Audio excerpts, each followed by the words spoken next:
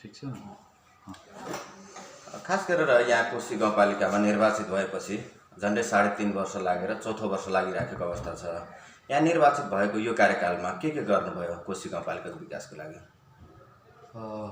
निर्वाचित भएर आइसकेपछि मैले कोशी गाउँपालिकामा गिर्न रहेको बाटोघाटो त्यसलाई सर्वप्रथम मैले प्रायोरिटीमा राखेर यतिसम्म थियो कि मोटरसाइकलसम्म हिँड्न सक्ने अवस्था थिएन र 2065 भदौ 2 गते सप्तकोशी नदी फुटेर झन् 16वटा बाटोलाई त छतबिछतै बनाइसकेको थियो। त्यो पूर्ण रूपमा 16वटा बाटो ध्वस्त भइसकेको थियो। त्यो 16वटा बाटो मध्येमा मैले 14वटा बाटोलाई मैले पूर्ण रूपमा सञ्चालनमा ल्याइसकेको छु। अहिले 14वटा बाटो लगायतका अरू जुन गिर्न रहेको बाटोहरू थियो त्यो सम्पूर्ण बाटोहरूमा अहिले एम्बुलेन्स, बारुद यन्त्र लगायतका अति आवश्यक सवारी साधनदेखि लिएर सम्पूर्ण हिँड्न सक्ने अवस्थामा गइसकेको छ। र त्यो बाहेकका योजनाहरू अब 2टा बाटो कुन सञ्चालनमा आएको छैन भने एउटा झलिटोलदेखि उता शिवचोक जोड्ने गल्फरिया हुँदै शिवचोक जोड्ने बाटो र अर्को लपटोलियादेखि यो जुदगञ्ज जोड्ने जुन बाटो छ त्यो 2टा बाटो बाहेक जुदगञ्जदेखि यहाँ खोलासम्म उता गइसकेको छ। पुलको अभावले गर्दाखेरि त्यो बाटो लिङ्कमा आएको छैन। सकेसम्म सम्पूर्ण बाटो करिब सञ्चालनमा आइसकेको छ। यो एउटा गल्फरिया बाटो चाहिँ त्यो चाहिँ पूर्ण रूपमा सञ्चालनमा आएको छैन। र त्यसमा पनि अलिकति स्तरीय योजनाहरू सञ्चालन गरेर स्तरीय योजनाहरूको चाहिँ ठेक्का प्रक्रियाबाट समितिबाट उपभोक्ता समितिबाट हामीले चाहिँ गरेर अस्फाल्ट कङ्क्रिटका पनि हामीले अस्फाल्ट पनि गरेका छौँ। उसमा मोटामोटी हामीले अस्फाल्ट पिच 9 किलोमिटर हामीले गरेका छौँ। अब त्यसमा चाहिँ आरसीसी ढलान 2 किलोमिटर करिब गरेका छौँ र ग्राभल बाटो 35 किलोमिटर जति ग्राभल हामीले गरेका छौँ। अब यो सब अन्य बाटोहरू जति छ अब त्यो सब धेरैवटा बाटोहरू अहिले योजनामा पनि छ, यसपालि पनि गर्ने योजना छ। र सबैभन्दा एउटा राम्रो पक्ष के रहेछ भने पञ्चायत कालदेखि लिएर अहिलेसम्म कामै नभएको बाटो यो साधारण मण्डल सदानन्द शाह बाबुजी शाहको घर हुँदै बेची उराउँको घर हुँदै कोसीटप्पू जोड्ने जुन बाटो छ त्यो बाटो बर्खाको बेलामा त बाढी नै जान्छ, त्यहाँबाट जान्थ्यो र अरू बेला पनि त्यहाँ हिँड्न सक्ने अवस्था छैन। अहिले किसानहरूले ट्र्याक्टरमा उखु बोक्दाखेरि पनि उनीहरूलाई समस्या छ, उखु निकाल्न सकिरहेको छैन, थोरै गरेर निकाल्दैछ। त्यो बाटो अहिले सञ्चालनमा हामी ल्याउनको लागि त्यहाँ काम सुरु गरिसकेको छ। समितिलाई चाहिँ गरेर समिति बनाएर समितिले काम सुरु गरिसकेको छ। त्यसलाई यथासक्दो हामी चाहिँ 2 महिनाभित्र त्यो बाटो पूर्ण रूपमा सञ्चालनमा ल्याएर त्यो बाटो निर्माण भयो भने मलाई लाग्छ कोशी गाउँपालिकाको करिब बाटोहरू चाहिने बाटो जति छ सम्पूर्ण पुरा भएको अवस्था देखिन्छ र त्यो बाटो पनि सञ्चालनमा आउँदैछ। र त्यसै गरी स्वास्थ्य क्षेत्रमा पनि 4वटा स्वास्थ्य चौकीहरू थियो हाम्रोमा। हामी चाहिँ निर्वाचित भएर आएपछि 4वटा वार्डमा थियो। अहिले 8वटै वार्डमा स्वास्थ्य चौकीहरू स्थापना गरेको छु। त्यहाँ चाहिँ औषधि डाक्टरदेखि लिएर सम्पूर्ण सेवाहरू हामीले उपलब्ध गराएका छौँ। र कोशी गाउँपालिकाभित्र 2वटा बर्थिङ सेन्टर सञ्चालनमा ल्याएर एउटा कोशी वार्ड नम्बर 1 र वार्ड नम्बर 7 मा 2टा बर्थिङ सेन्टरमा दैनिक रूपमा 6 देखि 8 जना नानीहरूको जन्म हुन्छ कोशी गाउँपालिकामा। त्यो चाहिँ हाम्रो कोशी के अरे पालिकाभित्र रहेको बर्थिङ सेन्टरले गर्छ। त्यसले पनि एउटा गरिब विपन्न परिवारहरूलाई चाहिँ मद्दत पुगेको छ। र अरू कुरा यो कोसीटप्पूलाई टार्गेट गरेर त्यहाँ एउटा पर्यटकहरूलाई भित्राउनुपर्छ, पर्यटन व्यवसायलाई चाहिँ फस्टाउनुपर्छ भन्ने हिसाबले हामीले चाहिँ त्यहाँ एउटा महोत्सवको आयोजना गर्यौँ। जसले मुलुक दोहोरै 2020लाई भर्वन वर्षको रूपमा घोषणा गरेका थियो र कोभिडको कारणले स्थगित गयो। त्योभन्दा पहिले नै हामीले त्यो कार्यक्रमलाई चाहिँ प्राथमिकतामा राखेर गर्दाखेरि भारतबाट पनि हामीले हजारौँ को सङ्ख्यामा भारतीय पर्यटकहरूलाई हामीले भित्रायौँ। त्यो एउटा पर्यटनमा चाहिँ राम्रो यसले टेवा पुगेको छ। र अर्को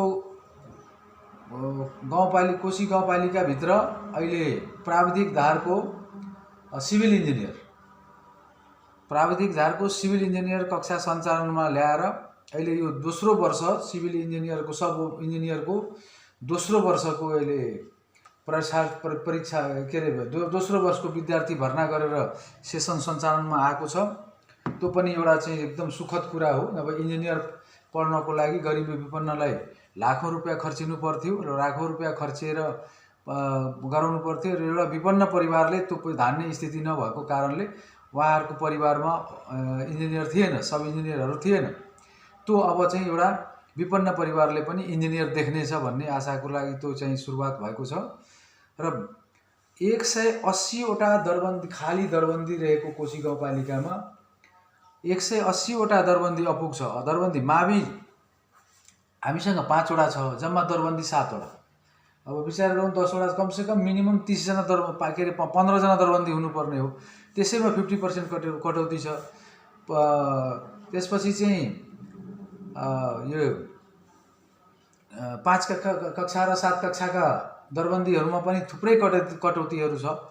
त्यसमा चाहिँ 180वटा दरबन्दी अपुग भएको अवस्थामा मैले 42जनालाई गाउँपालिकाबाट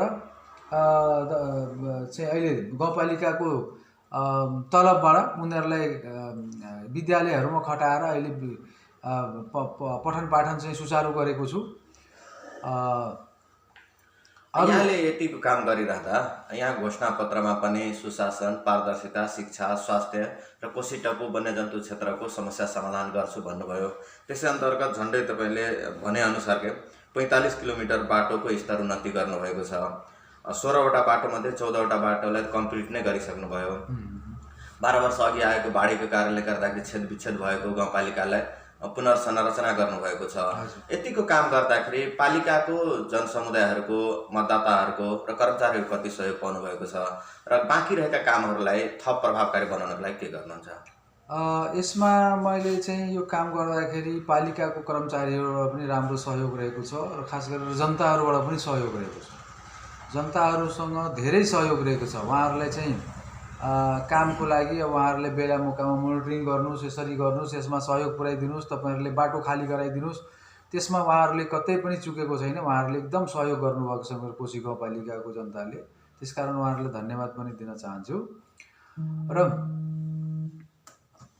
अर्को कुरो के रहेछ भने जस्तै यो घोषणापत्रमा लेखेका कुराहरूमा मैले भैँसी सुन्दरी प्रतियोगिता पनि गराउँछु भनेको थिएँ, त्यो पनि गराएँ। त्यसमा पनि किसानहरूमा एउटा उत्साह थपिएको छ र किसानहरूको मागलाई मध्यनजर गर्दै मैले चाहिँ के गरेँ भने हरिपुरमा अहिले कृषि शाखा स्थापना गरिदिएको छु। एउटा कृषि लौकीमा पहिले कृषि भेटनरी लौकीमा थियो, त्यसलाई लगेर त्यो चाहिँ भैँसी जोन हरिपुरतिर छ, श्रीपुरतिर थुप्रै किसानहरू छ। अब उनीहरूलाई लौकी धाउनुभन्दा मैले के गरेँ भने एकजना डक्टरै लगेर त्यहाँ हरिपुरमा राखेको छु अहिले। त्यसले पनि त्यहाँको किसानलाई बल पुगेको छ। किसानहरू यहाँ आइराखेको परेको छैन। 2वटा शिविर पनि सञ्चालन गर्यौँ, एउटा 3 नम्बर वार्डमा, एउटा 7 नम्बर वार्डमा। त्यसमा पनि करिब हजारौँ पशुलाई भ्याक्सिन प्रयोग भएको छ। त्यो शिविरमा 2टै वडा गरेर हजारौँ पशुहरूलाई चाहिँ भ्याक्सिन प्रयोग गरिएको छ। र अर्को महत्त्वपूर्ण कुरो के रहेछ भने मैले घोषणापत्रमा कोशी कटानमा रिफ्रेसमेन्ट सेन्टर निर्माण गर्छु भनेर मैले भनेको थिएँ। र कोशी कटानमा रिफ्रेसमेन्ट सेन्टर भनेको अलिकति पढ्दाखेरि मान्छेले हास्यास्पद कुरा गर्नुहुन्थ्यो, गर्छ कि गर्दैन। तर त्यसले चाहिँ के गरेछ भने अहिले त्यो मैले कोशी कटानमा त्यो मैले माग राख्दै गर्दा प्रदेश सरकारसँग समन्वय गरेर 80% प्रदेश सरकारको सहभागिता र 20% स्थानीय सरकारको लागत सहभागितामा त्यो ठेक्का प्रक्रिया पुरा भई अहिले 42 करोडको योजना सञ्चालनमा आइसकेको छ। अब त्यो पनि कोशी कटानको रिफ्रेसमेन्ट सेन्टर पनि निर्माण हुने करिब सुनिश्चितता देखिन्छ। त्यसकारण धेरै कुराहरू मैले पुरा गरेको अनुभव गरेको छु। र शान्ति सुरक्षाका निम्ति हाम्रोमा सशस्त्र प्रहरी बलको के अरे श्रीपुर लौकी र भान्टाबाडी मात्रै थियो। मेरो पहलमा एउटा लाहीमा पनि, त्यहाँ पनि चोरी चकारी बढी हुने भएकोले राति आएर किसानहरूको गाई भैँसी चोरेर लाने भएकोले त्यो लाहीमा पनि एउटा चाहिँ सशस्त्र क्याम्पको स्थापना गरेको छु। त्यसले गर्दा अहिले शान्ति सुरक्षामा राम्रो बल पुगेको छ।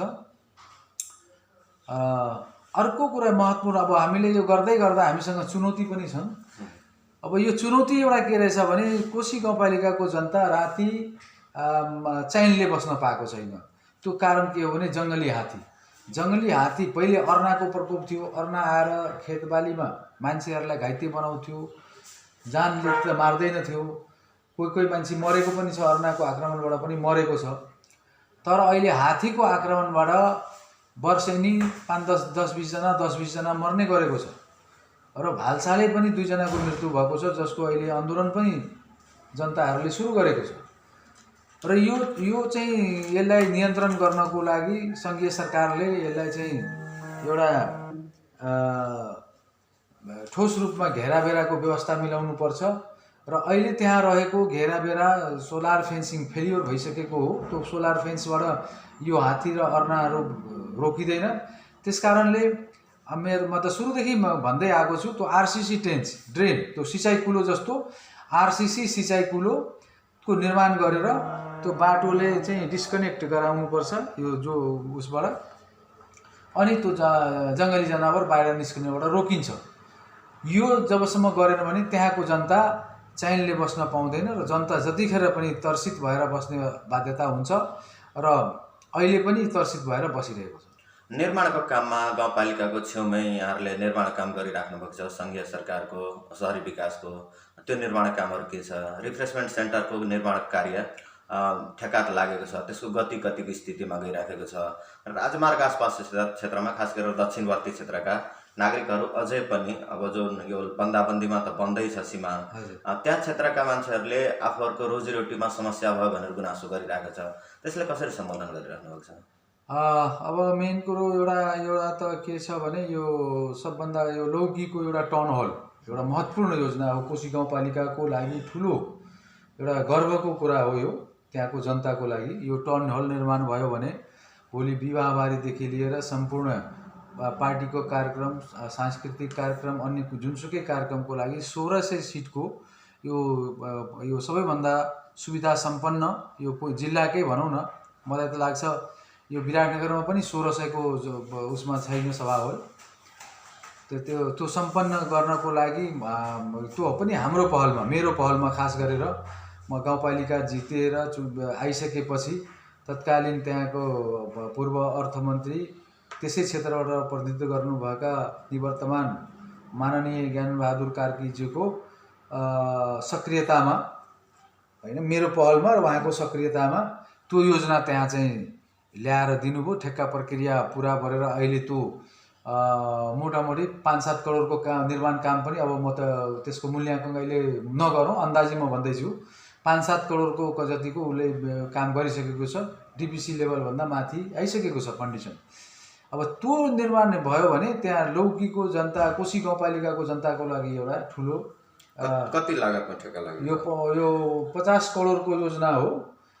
ठेकदारले घटेर 42 करोड कि कतिमा 42 करोड जतिमा सम्झौता गरेको छ भ्याट समेत।